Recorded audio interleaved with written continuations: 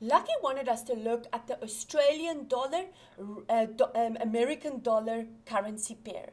Lucky, at the moment, we can see it is fighting that 40-week moving average, and this is a weekly graph. We can see that DPO has changed the zero line into a resistance. More importantly, it tried to bounce, kept it a resistance and retraced. That is seen as negative. That means that this possible double top formation that was confirmed there below 0.75 has confirmed that double top formation. And I want to draw that for you. Double top, triple tops, and head and shoulder formations are all warning formations that tells you that this currency pair can see levels a lot lower. What is the target of that double top formation? It is the full length, and I want to measure that for you, of the right or the left leg projected downwards from the neckline where that formation was confirmed, meaning this AUD-USD currency pair can go back to 0.71. Yes, my stochastic is oversold, so it can easily bounce. But look at those two lines. Lucky they are both still pointing downwards, which tells me the momentum to the bottom is in place. And remember, the stochastic shows you momentum. The DPO doesn't. The DPO is purely identifying cycles. But the stochastic is saying the momentum to the bottom is still in place. Your first sign of optimism, depending on whether you're long or short, or the first sign of strength would be above my 40-week moving average, and that is waiting at 0.75. This double top tells me we can easily see lower levels. If they want to try to protect this currency pair, first sign of strength would be above $0.75. The Golden Boy wanted us to look at Sasol, a favorite for many investors, but also disappointment because everybody was scared when it traded there around 19 Rand, thinking that the rights issue, it will be needed, so it can maybe go a lot lower.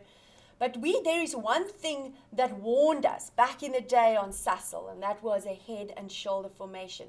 And for weeks we spoke about it, nobody believed it, and it did take the share a lot lower than 180 Rand, which was the original target for that head and shoulder. But at the moment, Golden Boy, we are sitting here with another head and shoulder formation on the weekly graph, and I want to draw that for you.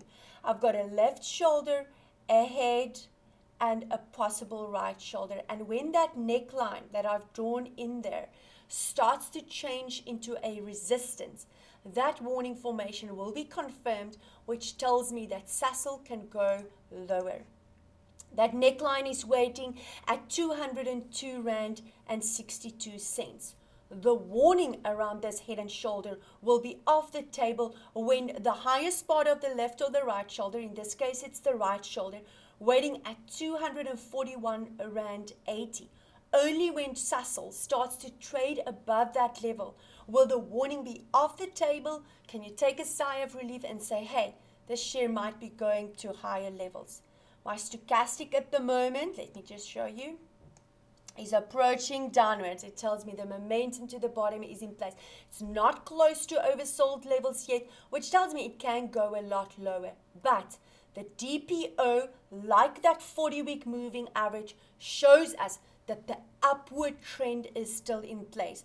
The trend, that cycle is still upwards. Only when that zero line changes into a resistance, only when my 40-week moving average waiting at 179 Rand 90 starts to change into a resistance, can I say, hey, the upcycle has come to an end and we are now entering into a downward cycle. Will they protect it? I don't know. Let's have a look at the full target of that head and shoulder formation.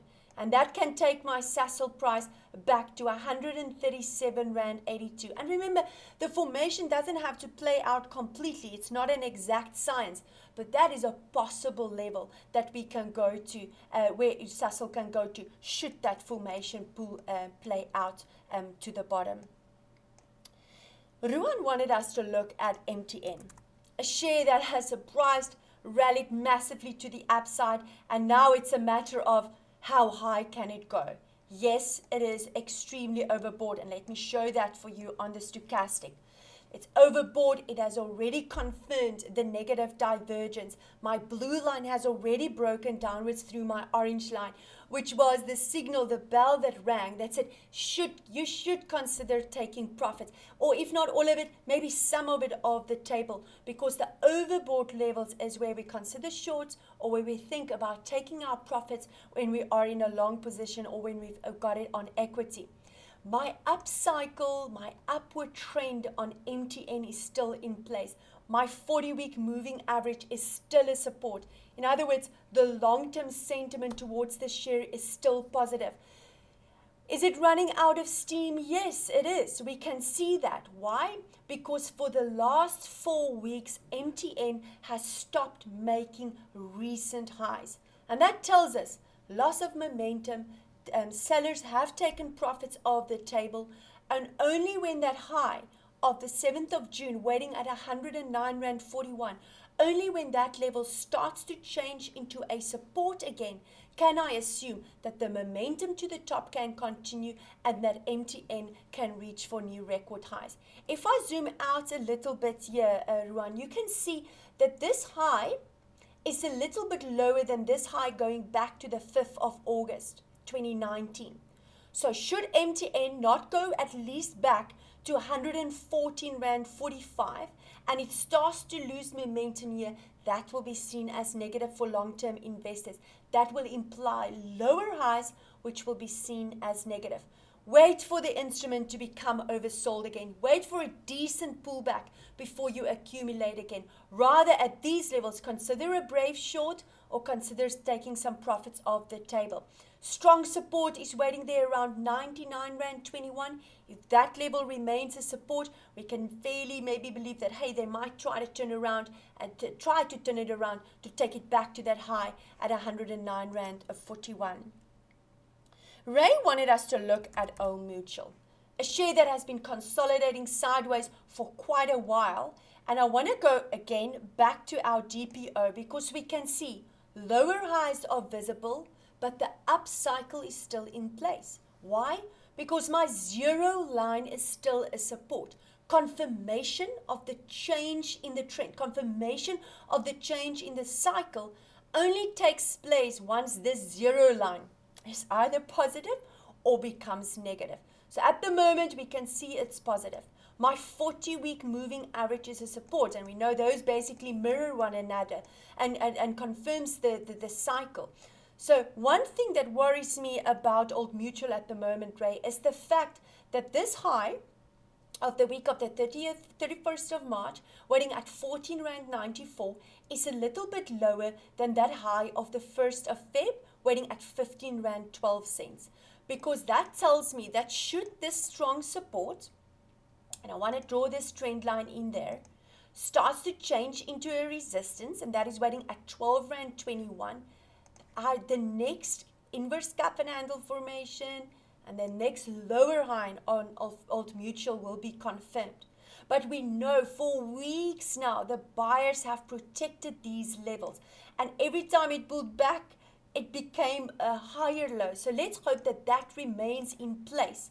The neckline of this possible inverse head and shoulder formation, if you want to take this as the left shoulder, the head, and these multiple small right shoulders, that neckline waiting at 13 Rand 40 must stay a support and close above that on a Friday close. So 13 Rand 40 is the neckline of this inverse head and shoulder formation that can take Old Mutual a lot higher.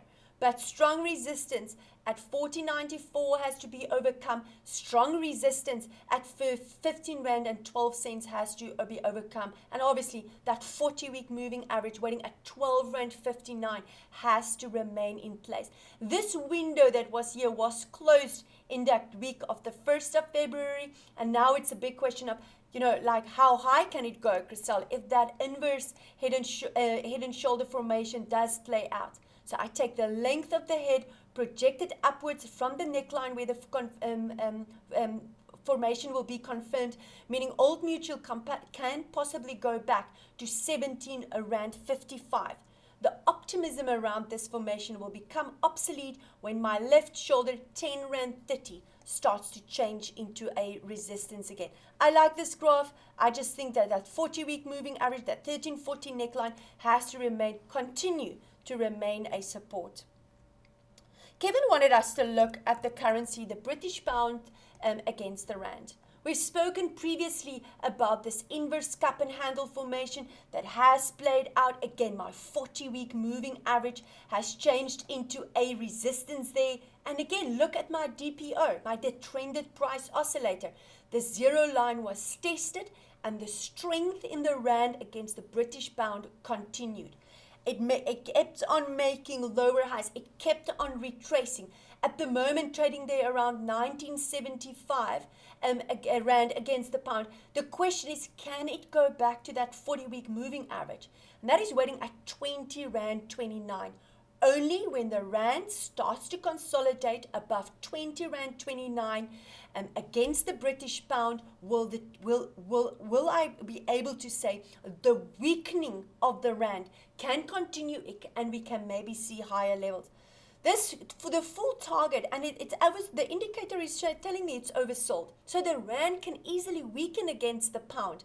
But last week's scandal with that long tail at the top tells me I still want to take it lower. I still might see more strength in the rand against the pound. First, on the candles, on price action, my first confirmation of weakness against the pound, Kevin, will be above 19 Rand 99. And then confirmation for long-term weakness in the rand against the pound would be above 20 Rand 29. Above that level, I can say, hey, the weakening trend has been confirmed for long-term investors of the rand against the British pound. Don't forget to send through your questions for next week's show. Have a fantastic week. Take care.